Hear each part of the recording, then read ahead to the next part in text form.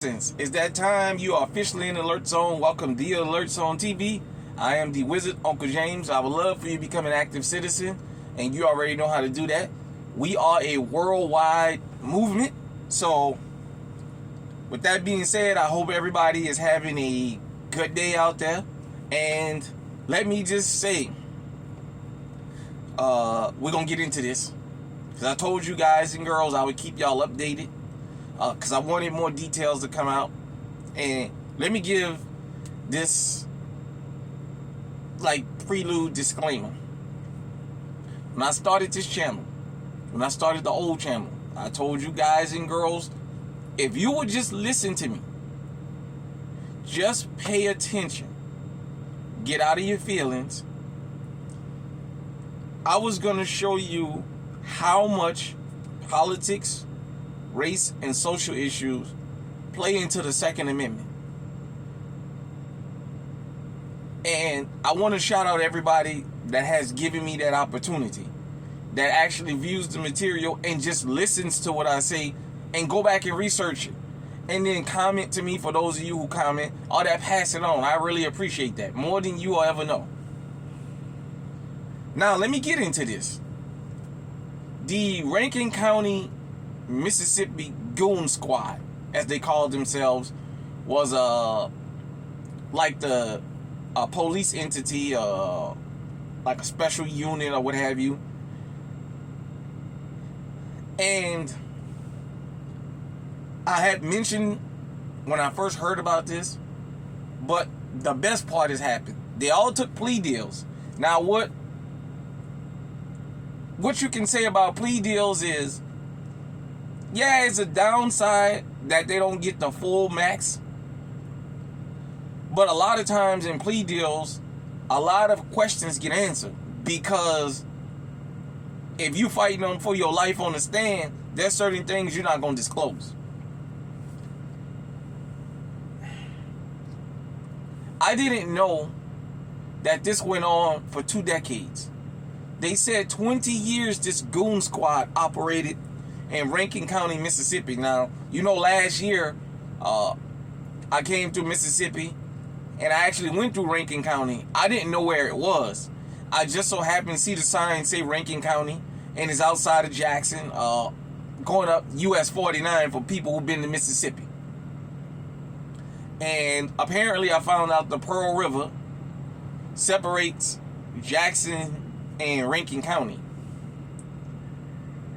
Well, this unit, like I tell you, every police department has at least one road cop, and everybody in the department know who that road cop is. Every department in this country has at least one. You can't have a police department without a head buster, without somebody to go out and rough the streets up. You can't have that. Well, Hunter Ellsworth, now, right now as I'm giving you this is the information I have. Hunter Ellsworth was the one who shot Michael Jenkins in the mouth and partially severed his tongue. He was given 20 years federal time. Now, they also have state charges to face, but this is Mississippi. It's unlikely they're going to get any severe time with the state, number one. And number two, the state is going to run concurrent with the federal 9 times out of 10. So that way they can do that little federal bid and get out. You know, don't get excited that they're going to prison, because they're not going to be in general population. So, you know, club fed. And at the end of the day, come on, they are law enforcement. We know in the prison system, there's prison gangs that's deputies and corrections officers. So they'll welcome these kind of officers. They'll eat good. You never hear them come out complaining. I mean, Derek Chauvin was damn near one-off. Now, Lieutenant Jeffrey Middleton was the head guy of this Goon Squad. Yeah, I said a lieutenant.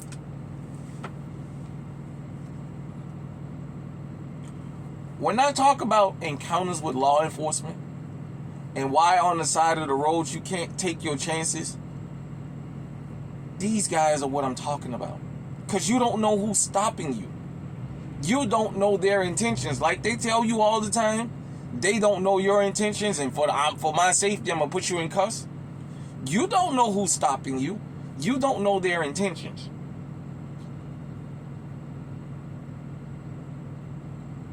So, more details is coming out that I'm going to give you guys and girls and show you how this correlates with us, the law-abiding citizens.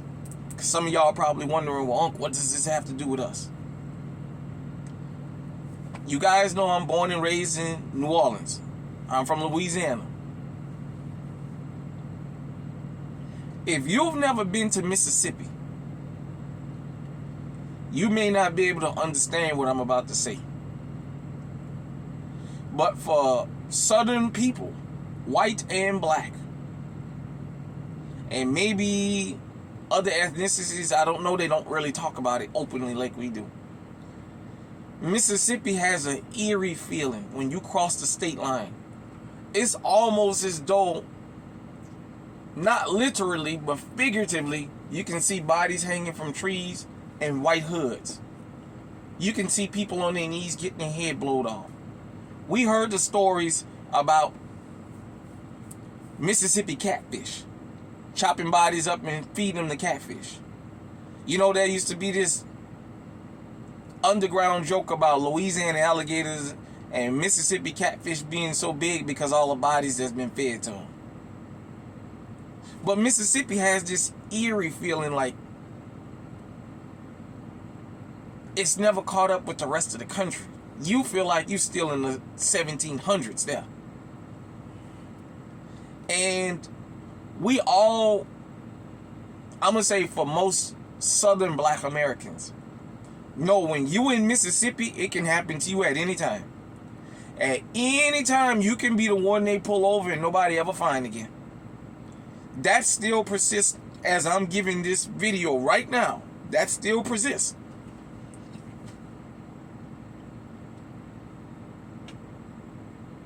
You know, in the plea deal, in the sentencing, Hunter Ellsworth was the one who shot Michael Jenkins in his mouth and severed his tongue, partially or what have you. It was through him that a lot more of the details came out. He was the one who had his lawyer get up there and say, because in these plea deals, like I said, a part of pleading is you got to tell everything. He said that all the way to the sheriff knew what was going on. Everybody in the department knew what the Goon Squad was doing. The Goon Squad was this Jeff Middleton lieutenant was the Alonzo or the Rafael Perez. For those of you who don't know, Denzel Washington's character in Training Day was based on a real guy. His name is Rafael Perez. And basically he ran a squad just like the Goon Squad. They just went around assaulting, beating, killing, shooting, planting evidence and everything else on people. And when he got caught because of the amount of money he was making, and he kept remodeling his house, they put him under surveillance and found out. In his plea deal, he told on everybody, and he told it all. Kind of like Lynn Davis in New Orleans, Officer Lynn Davis, that bastard. But everybody knew about the Goon Squad. Now, they said the reason they was able to operate for so long was they started out basically jacking up white people.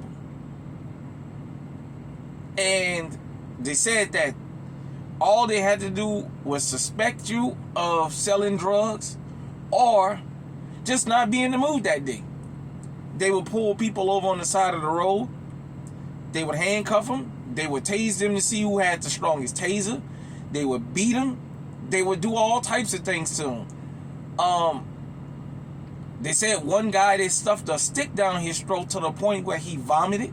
Another guy, they melted metal and dripped it on his skin to get him to confess to being a drug dealer. And the guy had never peddled any drugs.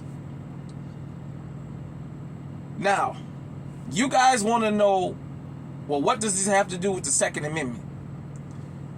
Shout out to the president of Gun Freak Nation, because T Electric was the one, to me, that really, really put home invasions on the map for just normal people, and that gravitated a lot of people to the Second Amendment and protecting themselves. And man, he doesn't know the amount of people that he's touched with those videos, because that's something that's realistic. This is where this really comes into play with us, the law-abiding citizens that's legally armed. These guys was kicking people doors in at 1 and 2 o'clock in the morning, pulling home invasions, these officers. Now, what's going to happen if your door comes flying open at 1 or 2 o'clock in the morning? You're going to jump up shooting. When I tell you about these armed gangs, when we talk about criminals, everybody has an idea in their head of what a criminal and a thug is. We have a image, but we don't have the definition. So we always expect the image to show up and not the definition. They said that they was operating so long because they would stop black residents that came, from Jackson, Mississippi, and jack them up and then tell them get out of Rankin County, because apparently Rankin County is majority white. Now, I can attest to something like this because I grew up in Orleans Parish. For those of you who don't know, Louisiana, we got parishes, not counties. Orleans Parish is strictly New Orleans. That's it. Kenner, Metairie, Harvey, Marrero, none of that is New Orleans. That's all Jefferson Parish. That's all. It's just a part of the metro area, but none of that is New Orleans. The only thing on the West Bank that's a part of New Orleans is Algiers, because it's in Orleans Parish. Other than that, the rest of that, it's not Orleans Parish. It's just New Orleans is the only thing in that parish. When we would go to Jefferson Parish, when we would go to St. Bernard Parish, and they would stop us and find out you live in Orleans, they would tell you, what you doing down here? Get out of here before it get dark. If I see this car, when it gets dark, you're going to go to jail for something. There's a lot of people in Hunts. There's a lot of people that went to DeQuincy back in the days, and there's a lot of people sitting in Angola for that happening to them. Being out in these other parts of the outskirts of town that's predominantly white that we shouldn't have been in. And we wasn't doing anything wrong, it's just that we was there. Well, they said that the white residents of Rankin County had been complaining and nobody would believe them. Because we have this thing in the country where only black people, or we've been so disproportionately targeted with so much of the evidence that you can't ever discount our claims of racial harassment or abuse, because everybody knows that it exists, that it doesn't stop and it's not going to. They said Michael Jenkins and Eddie Parker, their crime was somebody said they was in a house with a white woman. The door got kicked in. These guys were waterboarded. They were beat. They were handcuffed. They was taking turns tasing them. They were stripped naked. They were beaten more. They were called all kinds of niggas and all kinds of... For those of you who don't know, I can do a whole program on all the racial slurs about black folks. But they was called everything in the book. And on top of that, that's a home invasion. They broke in with no warrant, no nothing. They brought guns and drugs to plant on them. They did the usual. They searched that woman's house, and she had sex toys. And one of the officers, after they stripped these guys naked, took turns sticking sex toys in these guys' rectums. Yeah, these guys were sexually assaulted and violated. When I tell you, when T Electric tells you these home invasions, when these guys break in here, they got a lot of sexual deviancy. If you go back to the Never Again series, I talked about Officer Randy Como.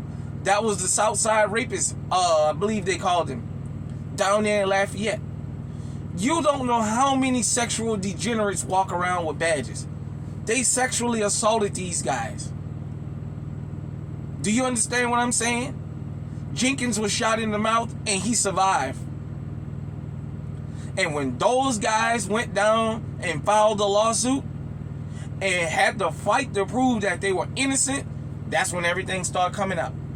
Now they're talking about the probably hundreds of thousands of cases that they're going to have to toss the convictions out and take the guilty pleas out because these people was beat into confessions. Listen to me, and you listen to me really good. The Goon Squad exists in every city in this country. There's a rogue officer on every department. Do you understand me? Sheriffs and police and in the feds and whatever else agencies they got them, and everybody know who they are. There's gangs. When people think of gangs, we think of MS-13, 18th Street, the Bloods, the Crips, the GDs. What about the banditos out there in the LA Sheriff's Department? What about the executioners out there in the LA Sheriff's Department?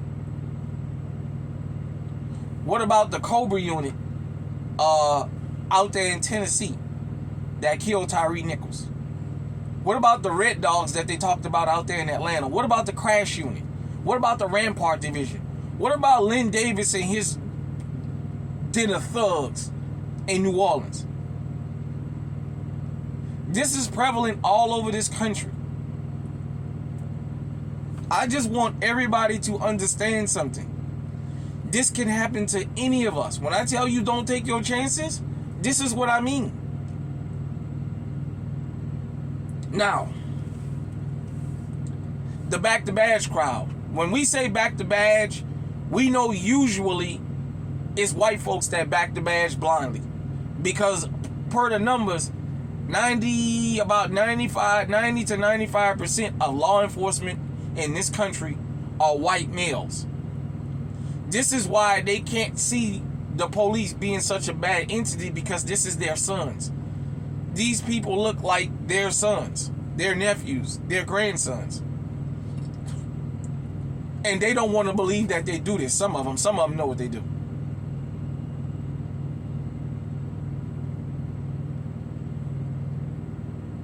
You know, it's really sad what happened. On the first day of sentencing, Eddie Parker got up with that forgiveness crap, and they must have got on his bumper. Because the next day he said he rejected the apologies and all that. He didn't want to hear all that. These guys were not sorry about what they did. They was only sorry they got caught. The family of Ellsworth, of Hunter Ellsworth, talked about how the people sitting in the courtroom ain't the only victims. We don't know how many victims there are of this. The back to badge crowd. This is what you guys and girls back.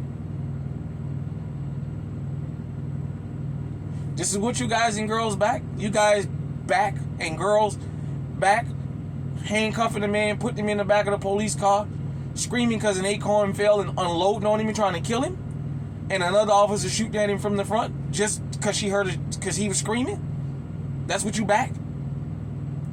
This case in Rankin County showed one thing. None of us safe from law enforcement when they want to do wrong. And we're even more victims with them because we would be more compliant with law enforcement than we will be anybody else just kicking our doors in. Remember Breonna Taylor? Kicked in the door and opened fire, killed a naked woman. Can't say she was reaching for a gun. And Kenneth Walker shot back. And they arrested him for attempted murder. And shout out to the Honorable Judge Olu Stevens, who said, hey, wait a minute, no crime was committed here. These guys didn't announce themselves. They just broke in the house and started shooting. Well, guess what? Rankin County was doing this. Per the deputies, they were committing home invasions. I'm not making it up. They were committing home invasions in the middle of the night, kicking people's doors in. They said that if you wanted to be working overtime at the Rankin County Sheriff's Department, you had to work overnight on the Goon Squad. Period, point blank. Sheriff Brian Bailey keeps denying he know what happened. Well, according to his officers, and I hope one of them bring receipts, he knows. I told you, there is no misconduct in the police department that is unknown. It may be unpunished, but it's not unknown. Remember Christopher Dorner? You know, it's a damn shame what happened to all the people that this happened to. These guys were only sentenced for Jenkins and Parker. Could you imagine they would spend the rest of their lives in prison if they had to do time for everybody that they did wrong? This is why I tell you guys and girls, and I tell you from experience, because I had to go through it. On the side of the road ain't where you argue with these people, because you don't know what their intentions are. Make your encounter with law enforcement as quick as possible. Driver license, registration, insurance. I got my concealed carry permit. Blah, blah, blah, blah. You was speeding? Well, I don't think I was speeding. Well, I say you was speeding. All right. Sign your ticket. Go on about your business. Fight it in court. The Rankin County deputy can be anywhere in this country. And when you argue him that you don't believe that you were speeding, and he gets agitated, when he calls and says, hey, this is car officer number so-and-so, I got one not compliant, you don't know who he's calling on that radio. Or she. You don't know who they're calling on that radio. You don't know what the intention is. They're roving gangs looking for targets, and they even disclosed how they targeted people, how they would follow them, how sometime they would go to their house, or sometime they would wait to catch them driving and pull them over on the side of the road and beat the fuck out of them.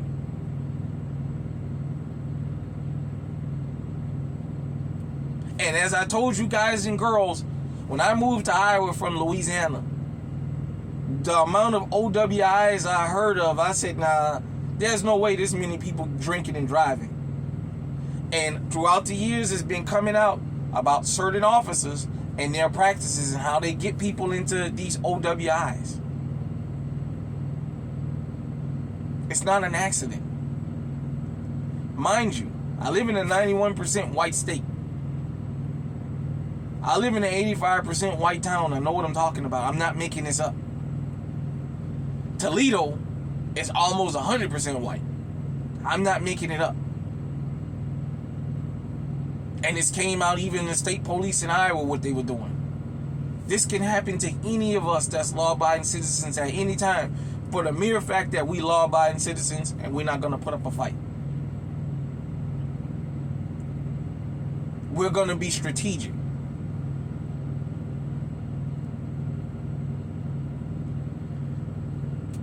As I know so far, the sentences have been 20 years, 17 and a half years, 17 and a half years, and one of them got 40 years.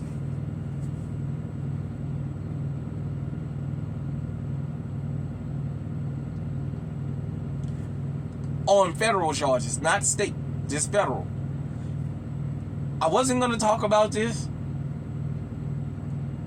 initially because I was just kind of emotional when I first heard of the sentencing, when I heard Eddie Parker talk that forgiveness crap.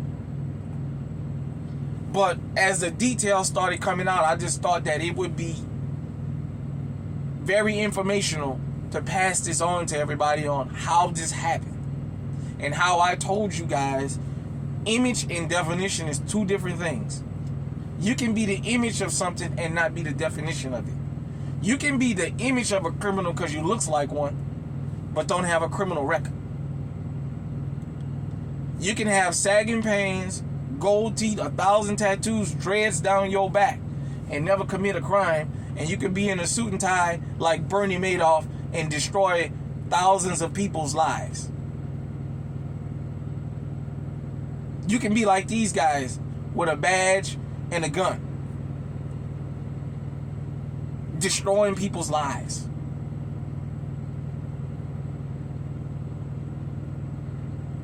Mississippi, for those of you who don't know, Mississippi is one of those places, boy.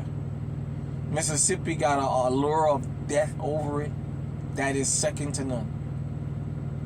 This is coming from a guy who has been to 46 out of 48 of the continental U.S.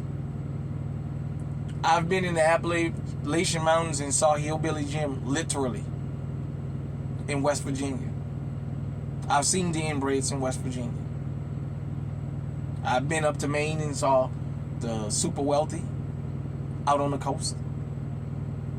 I've been to Hollywood. I've been to LA. I've been to Miami. I've been to Fort Lauderdale. I've been to Vegas. Been to Chicago. Houston and everywhere else in between.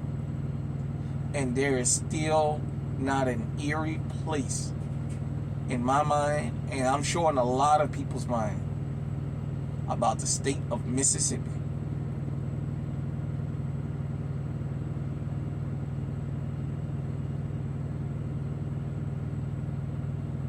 Hit me in the comment section and let me know what you think. Till next time, around the world, stay safe, stay armed. Please stay on high alert.